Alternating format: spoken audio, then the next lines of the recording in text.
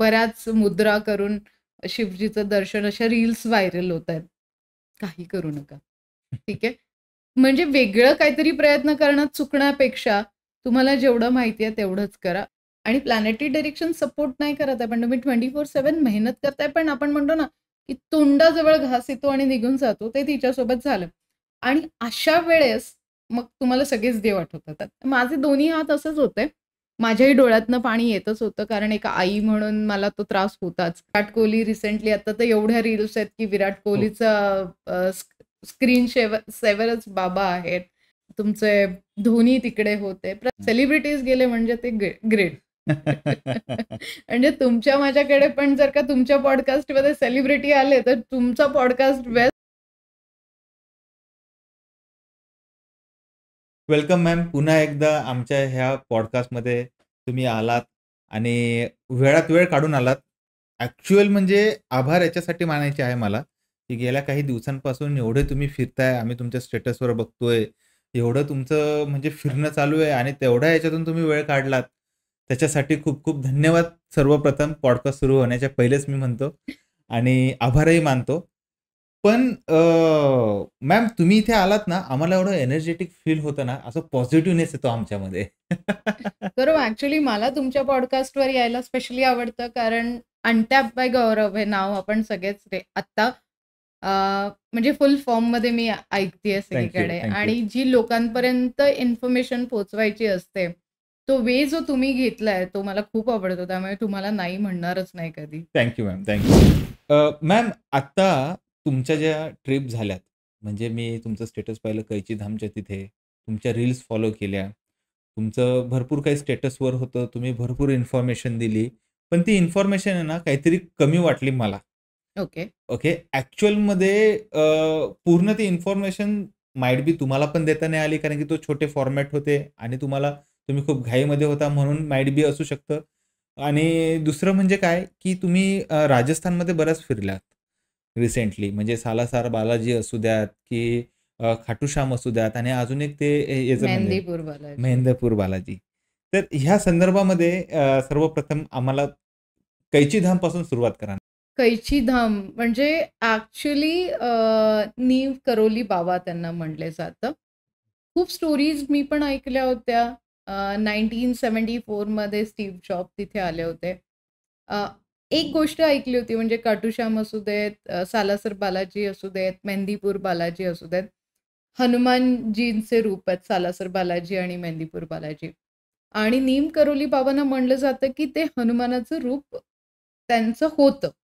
म्हणजे जेव्हा पण ते त्यांचा अंतविधी झाला तेव्हा पण मी खूप पुस्तकं वाचते आणि त्या पुस्तकांमध्ये लिहिलेलं आहे, की जसं-जसं त्यांचं वय वाढत गेलं आणि ते अंत वेळेकडे जसं-जसं गेले, त्यांचं फेस हनुमानासारखं व्हायला लागलं. म्हणजे बॉडी स्कल्प त्यांचा तसा व्हायला लागला आणि जेव्हा ते गेले त्यांचा शव तर अक्षरशः तसाच दिसत होता, असं त्या पुस्तकांमध्ये लिहिलंय. खूप स्टडी केला, खूप वाचलं. मला म्हणजे अध्यात्माचं आणि पुस्तकं वाचण्याचं बेसिकली खूप आवड आहे. सो तेव्हा बघितलं, की 1973 मध्ये ते गेले आणि 1974 मध्ये स्टीव्ह जॉब तिथे आले होते. खूप हारलेले होते. हा व्यक्ती प्रत्येकाला माहिती आहे. प्रत्येकाला माहिती आहे आणि तिथे जाऊन त्यांनी मेडिटेशन केलं, सगळ्या गोष्टी केल्या आणि Apple नावाचं प्रॉडक्ट आज प्रत्येक जणाची स्टेटस इश्यू झालाय. खूप साऱ्या रील्स पण बघतो, की आताच परवा मी एक रील बघितली, की 1,50,000 चा फोन आहे. तो त्याच्या गर्लफ्रेंडसाठी घेणार होता आणि तो म्हणतो, की "मेरे को पूरा दुकान नहीं चाहिए, एक ही फोन चाहिए." सो हा जो स्टेटस सिम्बॉल बनलाय ना, तो तिथनं बनलाय. So that is simple called प्रत्येकाच्या लाईफमध्ये मी नेहमीच म्हणत असते, की काही ना काही प्रॉब्लेम्स असतात. मोठा अंबानी असू देत. आज सगळ्यांनी अंबानीचं वेडिंग तुम्ही बघितलं. रिसेंटली म्हणजे त्याच्यावर एक सीरीज बनेल अशी वेडिंग होती. तर खूप जणांनी प्रश्न मला पण हाच विचारला, की "शीतल, त्यांना नजर नाही का लागत ते एवढं शो ऑफ करतायत?" तर त्याच्या पाठीमागचंही रिझन आहे. ते पण आपण डेफिनेटली गौरवसोबत डिस्कस करणारच आहोत. सो लाइक प्रत्येकाच्या लाईफमध्ये ना अप्स एंड डाउन्स असतात आणि प्रत्येकाला एका मोटिव्हेशनची गरज असते. तर एक गुरु प्रत्येकाला हवा असतो आणि नीम करोली बाबा हे गुरूंचं स्थान आहे. तर तिथे मी जेव्हा गेले म्हणजे गौरव मी तुम्हाला बिलीव्ह नाही होणार. असं नाहीये की माझ्या आयुष्यात काही प्रॉब्लेम्स नाही आहेत. माझ्या मुलीकडे सगळ्या गोष्टी आहेत. म्हणजे आज रिसेंटली आम्ही तिला एक बॅगवती गिफ्ट केली आहे, जी लुई वितानची आहे. आणि सगळ्या गोष्टी असताना कुठेतरी ती खूप 24/7 स्टडी करताना पण ती 3 मार्कांनी एक खूप इम्पॉर्टंट एक्झाम मिस केली तिने. आणि दॅट टाईम मला एक ते असं म्हणतो ना, की मी सतत मेडिटेशन्स करत असते, सगळ्या गोष्टी करत असते. मी कधी कल्पनाही नव्हती केली, की मी तिथे पोहोचेन आणि मला बस असं झालं, की मला तिथे जायला पाहिजे माझ्या मुलीला घेऊन, कारण ती होती डिप्रेशनमध्ये. आणि आम्ही गेलो. हार्डली 2 दिवसात आम्ही डिसाईड केलं. आम्ही डिसाईड केलं होतं वीकेंडला, कारण वीकेंडला खूप चांगला वेळ असतो. पण माझा जो ट्रॅव्हल एजंट आहे अमित, तो मला म्हणला, की "आप इतना भगवान का करते हो, तो मैं आपको मंगलवार के दिन देता हूँ, वहाँ पे आरती होती है, वो सबसे बेस्ट होती है." I said done. आप कर लो. माझे हसबंड कधीच येत नाहीत कुठेच, म्हणजे त्यांना ट्रॅव्हलिंगचा खूप कंटाळा येतो. मग मी म्हणलं ह्यांना पण मला घेऊन जायचंय, कारण सगळ्यांच्याच लाईफमध्ये जे काही चांगलं व्हायचं ते होईल. मग मी त्यांना एक अट टाकली. हे सगळ्या पॅरेंट्ससाठी आणि ज्यांचे हसबंड किंवा ज्यांचे पॅरेंट्स सोबत येत नाहीत त्यांच्यासाठी. मी एकच अट टाकलेली. मी एका लाईन वाचली होती, की जेव्हा तुमच्या मुलांचे काही अडचणी असतात ना, तेव्हा तुमचे दोन्ही पॅरेंट्स सोबत पाहिजे. मी त्यांना म्हणलं, की "अहो, तिचा प्रॉब्लेम आहे आणि वडील आहेत तर घेऊन जावं लागेल." या भाषेत मी बोलले आणि सडनली वी आर प्लॅनिंग. माझ्या बहिणीची मुलगी आली होती. तिला घेतलं. अ, माझा एक चांगला क्लायंट आहे. त्याला मी सांगितलं, की मी चालली आहे. आम्ही 5ही जण गेलो. सगळ्यात best Aurangabad to Aurangabad flight आहे. Aurangabad to Delhi, Delhi to Pantnagar. म्हणजे माझा ट्रॅव्हल एजंट खूप छान आहे. त्याने आम्हाला सगळं अरेंज केलं. तिथे राहायला मी बोललेले, मला राहायचं आहे. मला सकाळची 6:30ची आरती पाहिजे, मला संध्याकाळची 6:30ची आरती पाहिजे. मला दोन्ही आरती पाहिजे आणि तिथे जाऊन मला मेडिटेशन करायचं आहे. तिथे जसंच तुम्ही पोहोचता ना, त्या सगळ्या स्टोरीज तुम्ही वाचलेल्या होत्या. साक्षात्कार तिथे गेल्यावर होतं. फक्त एकच गोष्ट आहे, काही गोष्टी असतात तुमच्या पास्टमध्ये, ज्या तिथे गेल्यावर तुम्हाला आठवतात. मग त्या चुका असू देत, ते गिल्ट असू देत, क्राईम असू देत, रिलेशनशिपमध्ये तुम्ही काही प्रॉब्लेम्स केलेत ते असू देत किंवा काही चांगलं केलंय, ते पण तिथे गेल्यावर आठवतं. माझ्यासोबत 3 लोकं अजून होती, ज्यांची नावं मी इथे नाही घेणार. पण ती ढसाढसा तिथे जाऊन, त्या धर्तीवर जाऊन रडले आणि तिथपर्यंत ते पोहोचतील हा त्यांचा विश्वासच नव्हता. कारण देन आफ्टर मी विचारले, की "का?"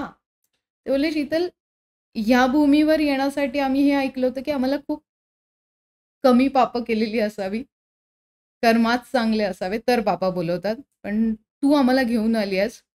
आम्हाला माहितीच नव्हतं, की आमचं दर्शन होईल." आणि त्या धर्तीवर त्यांनी रडायला सुरुवात केली. तो एक माझा पहिला अनुभव होता. दुसरा आल्यानंतर माझी मुलगी 5 झाली. अरे वाह! ग्रेट.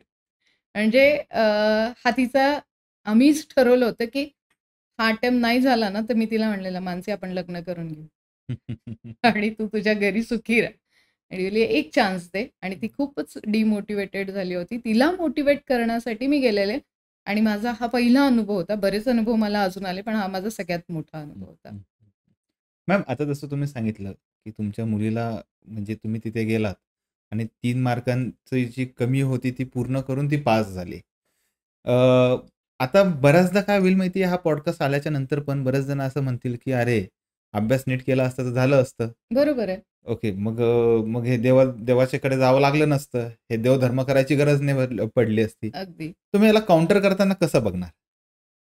बघा, अगदी बरोबर प्रश्न आहे, की तिने, माझं पण हेच म्हणणं होतं, की तिच्याकडे तर गोल्ड टाबीज पण आहे. बरं. ठीक आहे. म्हणजे जो माझ्याकडे आहे तो प्रोटेक्शनसाठी तिच्याकडे पण आहे. हे मलाही माहिती होतं, की ती ह्या अटेम्प्टमध्ये पास नाही होणार.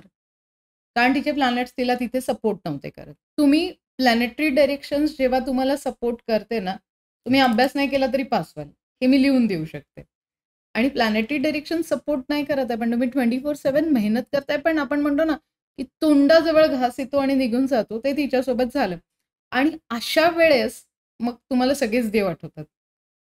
अशा वेळेस तुम्हाला सगळेच देव आठवतात आणि मग तुम्ही अभ्यास तर करता, एक श्रद्धेचा विषय पण असतो. आतमधनं तुम्हाला एक मोटिव्हेशन येतं जेवढी पॅरेंट्स आता हा प्रश्न विचारतायत ना, त्यांना मी सांगेन, की तुम्ही जर तिथे गेलात ना, तर तिथे एक त्यांची प्रतिमा आहे, मूर्ती आहे. त्या मूर्तीला कंबल-वंबल घातलंय. तिथे बसायचं. हनुमान चालीसा तर म्हणायचीच म्हणायची. बाबांशी बोला. हो, मी बऱ्याचदा ऐकलंय हे, की ती मूर्ती तुमच्यासोबत बोलते. ती तुमच्यासोबत डिस्कस करते. तुमच्या समस्या जाणून घेते. हे मी त्या पुस्तकात वाचलं होतं आणि मी ते केलं. मी सांगते ना, मला असं कोणीतरी हाकलून जरी दिलं ना, तरी मी 4-4 वेळेस त्या मंदिराच्या फेऱ्या मारूनच येते. आणि माझी सवय आहे, की माझं मनच भरत नाही कधीच. म्हणजे मी परत गेले. परत मी साईडला उभं राहून आणि देवाकडे जेव्हा मागतो, तेव्हा तुमचे दोन्ही हात असेच असतात. माझे दोन्ही हात असंच होते. माझ्याही डोळ्यातनं पाणी येतच होतं, कारण एका आई म्हणून मला तो त्रास होताच. कारण मी बघितलेलं दिवस-रात्र तिने खूप मेहनत केली आहे. आणि माझे 2-3 जसंच मी एक स्टेटस फक्त टाकलेलं, की बाबा ने बुलाया है. तर माझे 2-4 क्लायंटनी सांगितलं, की भार्गवी म्हणून माझी एक खूप चांगली छोटी पिल्लू आहे, क्लायंट आहे. तिच्या आईनी फोन केला, "मॅम, काहीतरी हिच्यासाठी पण मागून या. She is a abnormal child." Even माझे एक कझिन भाऊ आहेत, त्यांच्या मुलीलाही अडचण होती आणि मी ते 2 प्रश्न मांडले, की का? म्हणजे लाइक पॅरेंट्सला का त्रास होतो? ॲज अ पॅरेंट्स मला माहिती आहे, की ते किती अवघड आहे. लाईफ लाँग त्यांना सांभाळणं खूप डिफिकल्ट असतं आणि ॲज पर मुलगी त्यांना सांभाळणं खूप डिफिकल्ट होतं. तर बाबांचं उत्तर आलं, "तू त्यांना पाठव. माझ्या धर्तीवर त्यांना पाठव."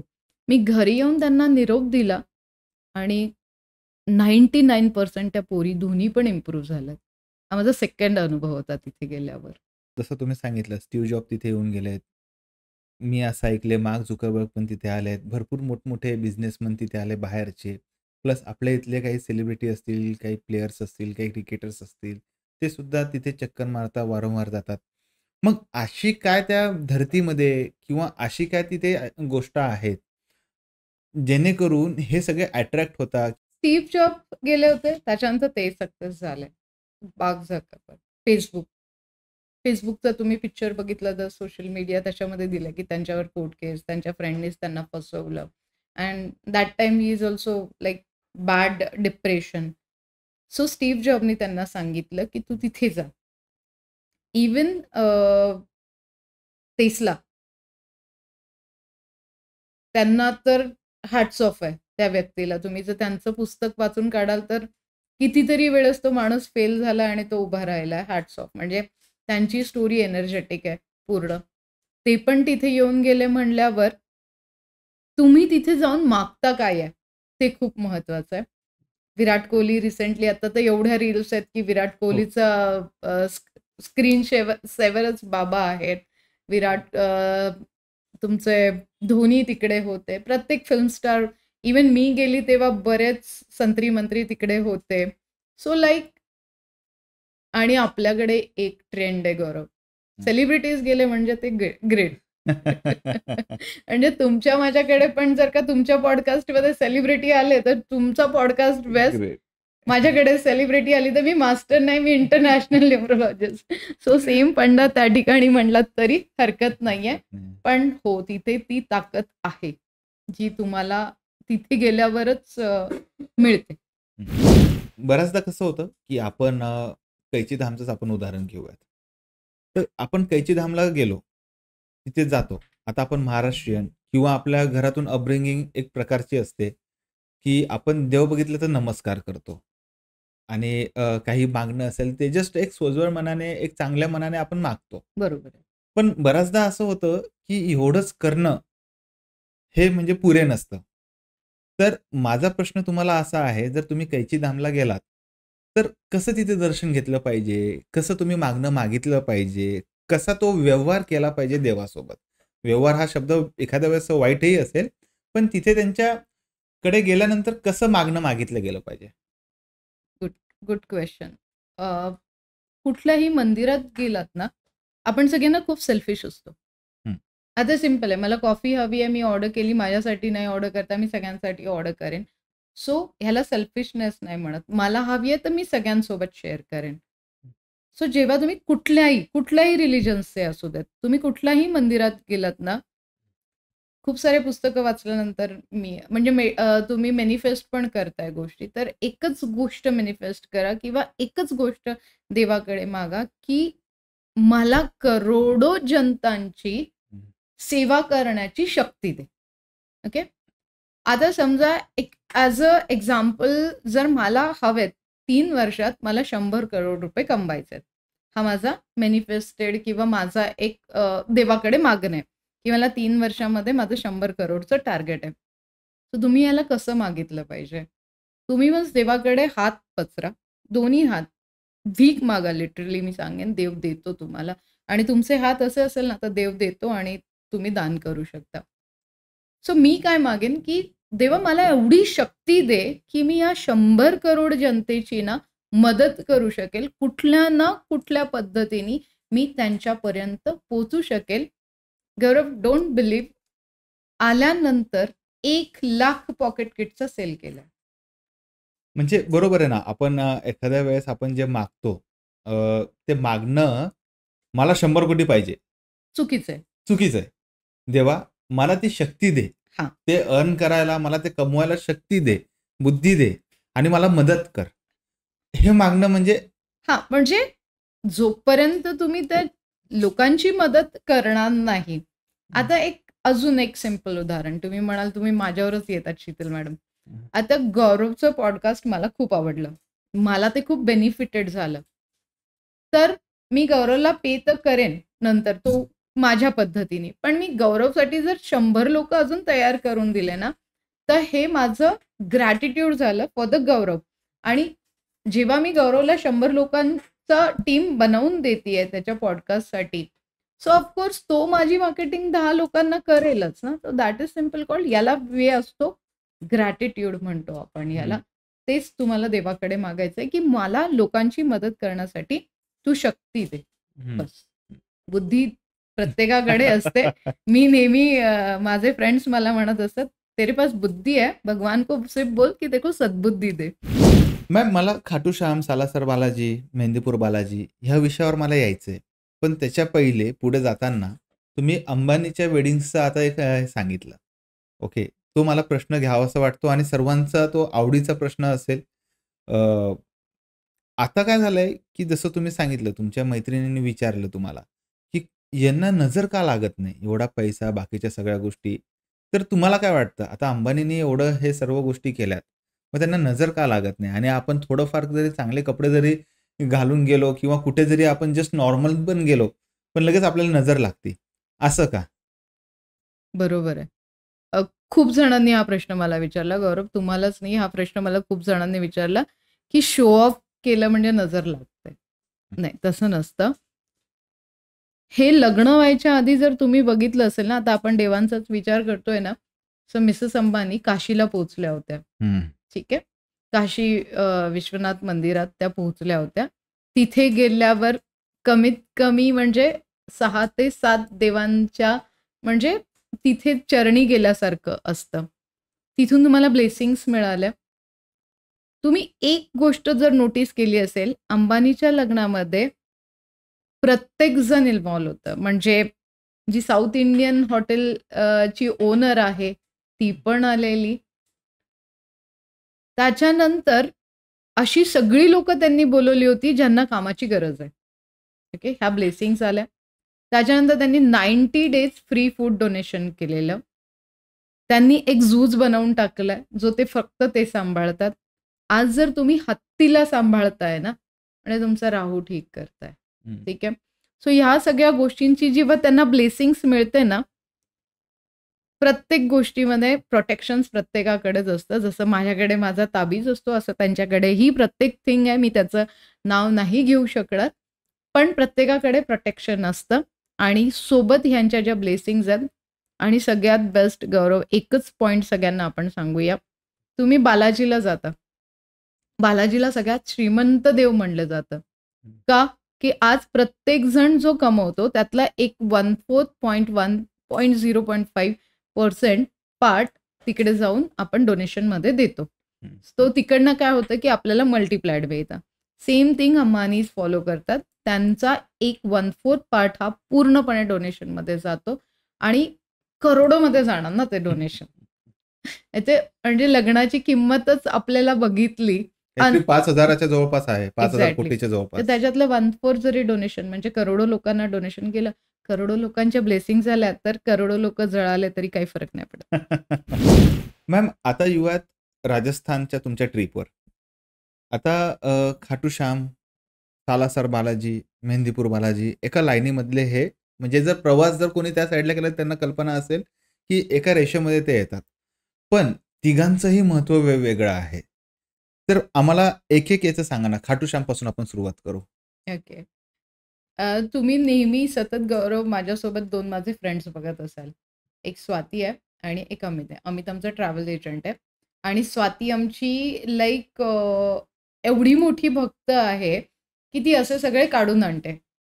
आणि शी सेड, "शीतल आप इसके ऊपर स्टडी कर लेना, हमें यहाँ पे जाना है, दॅट्स इट." आमचं असं ठरतं.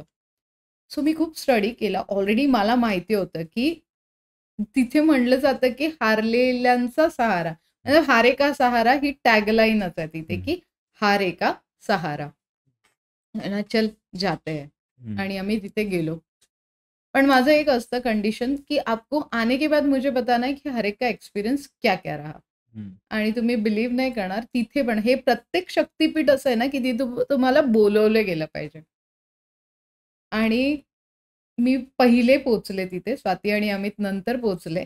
मी माझ्या एका क्लायंटसोबत, त्यांना खूप अडचण होती. दे सेड, "हम लोग जा रहे हैं, बट हमें पता नहीं है वहाँ पे कैसे जाते हैं और वहाँ पे जाके क्या करना है। बट हमें इतना पता है कि हम सब करते हैं, बट हारे का सहारा है, तो आप प्लीज़ हमारे साथ चलिए, क्योंकि हम आपको उतना ही मानते हैं, क्योंकि आप जब आओगे तो सक्सेस मिलेगा." आणि ती ती गौरव मी सांगते सक्सेस सिक्रेट होती. कारण जर का माझ्या मित्रांना कळालं असतं, की मी तिथे हं. एकटी पोहोचली, तर माझा म्हणजे खूनच झाला असता. पण दुसऱ्याच आठवड्यात मी पुन्हा पोहोचले आणि तिथे जाऊन आल्यावर अ, तुम्ही पण जाऊन आलात रिसेंटली. फक्त तिथे धड आहे आणि पूर्ण त्यांची बॉडी फुलांनी सजवलेली असते. मोरपंख तिथनं घेऊन यायचा असतो कधी पण.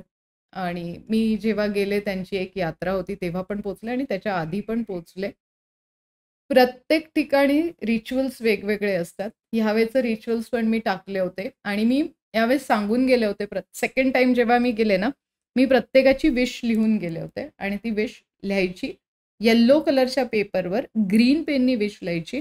तांदूळ घ्यायचे, त्या तांदळात ती विश टाकायची आणि मंदिराच्या जिथे पण धान्याचा बॉक्स वेगळा असेल तर ठीक आहे. नाहीतर डोनेशन बॉक्समध्ये विथ तुमची जी काही अमाउंट तुम्हाला डोनेट करायची आहे, त्याच्यासोबत टाकून द्यायचं. लिटरली इतक्या साऱ्या लोकांच्या विश, म्हणजे मला तरी वाटतं, की मी कमीत कमी 700-800 विश लिहिल्या होत्या. म्हणजे माझी टीम पूर्ण 2 दिवस हेच काम करत होती. ज्यांचा मेसेज आला आम्ही लिहिला, आम्ही टाकला. ज्यांचा मेसेज आला आणि कमीत कमी आम्हाला त्याच्यानंतर 140 लोकांचे रिप्लाय आले, की शीतल आमच्या विश पूर्ण झाल्यात म्हणून. मेहंदीपूर बालाजीच्या बाबतीमध्ये असं ऐकलंय, त्या ठिकाणी भूतांच्या बाबतीमध्ये काही ज्याच्यावर करणी झालेली असते किंवा ज्याला भुताटकीचा त्रास असतो, ते म्हणजे हे केल्या जातं, तिथे काढल्या जातात वगैरे. त्याला असं म्हणतो आपण, की कोर्टात हायकोर्ट, दिल्ली हायकोर्ट हं. आणि औरंगाबाद हायकोर्ट किंवा तुमचं जे काही स्थानिक कोर्ट आहे. So that is called a high court. Okay. कुठल्याही प्रकारची भूतबाधा, हे तुमच्याच पॉडकास्टवर येऊन मी सांगितलं होतं, की तिथे काय अनुभव आहे. 5-6 मीटरची लाईन आहे. तिथे लोकं बसलेत. कोणाच्या अंगात येतंय, कोणी केसं फिरवतंय, हात फिरवतंय, ओरडतंय, किंचाळतंय, रडतंय. म्हणजे भयानक दृश्य तिथे होतं. एक पेढा दिला जातो तिथे खायला. मंदिराच्या दरवाजा, रामाचं मंदिर आहे समोर. समोर मेंदीपूर बालाजी आहे. हार्डली 15-20 मिनिटासाठी ते मंदिर उघडतं. प्रत्येकाला, मला तिथली गोष्ट एकच आवडली, कुठलाही प्रसाद तिथे अर्पण होत नाही. प्रत्येकाला दर्शन मिळतं. फक्त 2 गोष्टी तिथे गेल्यावर लक्षात ठेवायच्या आहेत. त्याचं पण आपण आन्सर केलं होतं, पण पुन्हा एकदा आपण सांगूया, की तिथे कोणाचा प्रसाद खायचा नाही. मागे वळून कुठलाही आवाज आला, वळून बघायचं नाही. तिथे फक्त जो प्रसाद मिळतो, तो तिथे जमा करतात. तेवढा तुम्ही तुमच्या हिशोबाने देऊन टाकायचा. मागे वळून न बघता संध्याकाळी 7च्या आत त्या मंदिरात जाऊन परत यायचं. आणि सालासर बालाजी म्हणजे तर अमीर बालाजी आहेत. म्हणजे तिथे जर तुम्ही गेला असतात, कदाचित तुमचं झालं नाही तिथे. हं. सोन्याच्या फ्रेम लावलेल्या आहेत आणि असं म्हणलं जातं की तिथे गेल्यावर माणूस श्रीमंत होऊन बाहेर येतं आणि प्रत्येकाला श्रीमंत व्हायचं असतं आणि ते एकाच पट्ट्यात येतं, सगळ्यांनी करायला हरकत नाहीये. श्रावण चालू झालेला आहे. जास्त दिवस गेलेले नाहीये. पण व्ह्यूअर्ससाठी जे 12 ज्योतिर्लिंगांचं महत्त्व आहे किंवा आपल्याला जर म्हणजे मी 2 प्रश्न एकत्र करतो. जर आपल्याला महादेवाचं या श्रावणामध्ये जर दर्शन घ्यायचं असेल, तर कसं घ्यावं? पहिलं आम्हाला सांगा ज्योतिर्लिंगांच्या बाबतीमध्ये आणि नंतर सांगा की दर्शन जर घ्यायचं असेल या श्रावणामध्ये, तर कसं घ्यावं? दुसऱ्या प्रश्नाचं पहिले उत्तर देते मी तुमच्या. बरं, बरं. कारण आता तो सगळ्यात महत्त्वाचा झालाय, की बऱ्याच मुद्रा करून शिवजीचं दर्शन अशा रील्स व्हायरल होतायत. काही करू नका. ठीक आहे.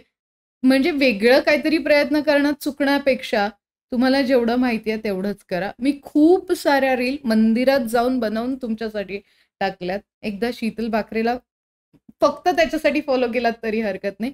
बेलपत्र कसं व्हायचं, मंदिराला फेरी कशी मारायची, नंदी आणि शिवजीच्या मध्ये नाही यायचं, नंदी का तसा उभा असतो आणि त्याचं म्हणजे तुम्ही जर नंदी आणि शिवलिंग बघाल ना, तर नंदीचं इतकं कॉन्सन्ट्रेशन फक्त शिवलिंगावर असतं.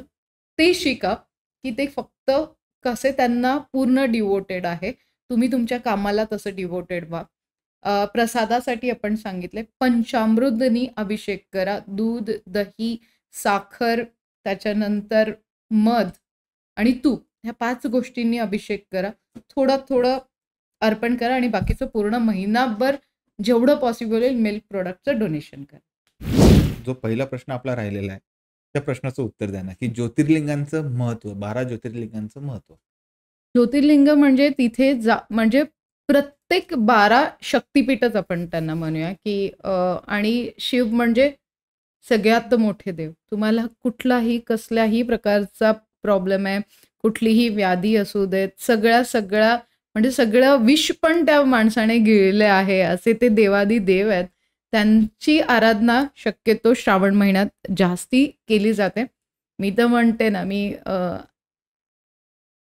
कदाचित जगावेगळी असं मला सगळेजण म्हणतात. अमावास्येला सत्यनारायणची पूजा घालायला पाहिजे. कारण त्या दिवशी कोणीच देवाला प्रसाद चढवत नाही. कारण अमावास्या आहे आणि मग देव उपाशी. तुमचा प्रसाद पहिला चढवला जातो. मी नेहमी सांगते, की सकाळी उठा. तुम्हाला थोडासा त्रास होईल. देव पण बघतोय ना तुम्हाला किती त्रास होतोय. तुम्ही माझी किती तपश्चर्या करतायत म्हणून मी सगळ्यांना 3:30 वाजता उठवते. जेवढे पण माझे क्लायंट असतील ज्यांना आजपर्यंत सक्सेस मिळालाय, तसंच आहे. ज्योतिर्लिंग जे आहेत ना, आपण बघतो की बऱ्याच यात्रा कंपनीज आहेत, ट्रॅव्हल एजंट आहेत, तुम्हाला 12 ज्योतिर्लिंग 3 दिवसात फिरवतात. मी म्हणेन घाई नका करू. शांततेने जा. पॉइंट टू पॉइंट जा. एक करा. प्रॉपर प्लॅनिंग करा आणि करा. थोड्या दिवसात का होईना होतील, पण प्रत्येक ज्योतिर्लिंगाला व्हिजिट करा. पहिलं जे आहे ते सोमनाथ आहे, जे गुजरातमध्ये आहे. प्राचीन काळानुसार जर तुम्ही प्राचीन ग्रंथांमध्ये बघाल तर ह्या ज्योतिर्लिंगाचंही खूप खूप जास्ती महत्व आहे. अर्थात सोमराजा म्हणजे चंद्राने आपल्या शापाचं निराकरण या ठिकाणी केलं होतं. म्हणून सोमराज भगवान शंकराच्या आशीर्वादाने शापमुक्त झाले होते. म्हणून या ठिकाणाला सोमनाथ हे नाव पडलंय. तुम्हाला असं वाटतंय की कधी कधी असं असतं ना की मला कोणीतरी शाप दिलाय किंवा काही मागची कर्म आहेत जी मला आत्ता भोगावे लागतात. अशा लोकांनी नक्कीच सोमनाथला जाऊन आपण जे म्हणतो ना, की तुमचं मून प्लॅनेट आहे, नाहीच होतंय म्हणजे कधी रडायला येतंय, कधी राग येतोय, कधी खूप छान वाटतंय, अशा लोकांनी नक्कीच तिथे जायला हवं. मॅम मल्लिकार्जुन हे जे दुसरं ज्योतिर्लिंग मानले जातात, याच्या बाबतीमध्ये थोडं सांगा ना? इथे गेलात ना तुम्ही, तर प्रत्येक ज्योतिर्लिंगामध्ये फक्त आणि फक्त शंकराची पूजा केली जाते. इथे पार्वतीची पण पूजा केली जाते. कारण कार्तिकेय ह्यांना भेटण्यासाठी माता पार्वती म्हणजे भगवान शंकरांसोबत तिथे पोहोचल्या होत्या. याला श्रीशैलम पार्वतीवर असं पण म्हणतात आणि या मंदिरात शंकरासोबत पार्वतीची पण पूजा केली जाते. ह्याला दक्षिणेचा कैलास पण म्हणलं जातं. हे हैदराबाद जवळ हे ठिकाण आहे. साऊथमध्ये हे आहे. प्रत्येकाने इथे व्हिजिट केली पाहिजे. ज्या लोकांना आपली लव्ह लाईफ सक्सेस करायची आहे, त्यांनी विशेषतः करून इथे जायला हवं. Okay, okay. आणि महाकालेश्वर? शंकरांच्या मनामध्ये एकदा आलं, की ब्रह्मा आणि विष्णूंची परीक्षा आपण घेऊया. आणि भगवान शंकरांनी काय केलं, की ब्रह्मा आणि विष्णू यांना प्रकाशाचा अंत शोधण्यासाठी सांगितलं. त्यामध्ये विष्णू निहार मांडली, तर ब्रह्मा यांनी खोटं उत्तर दिलं. आणि त्या ठिकाणी शंभू जे आहेत, त्यांनी त्यांचा आपण म्हणतो ना महारुद्र रूप धारण केलं आणि म्हणून या ठिकाणाला महाकालेश्वर असं म्हणलं जातं.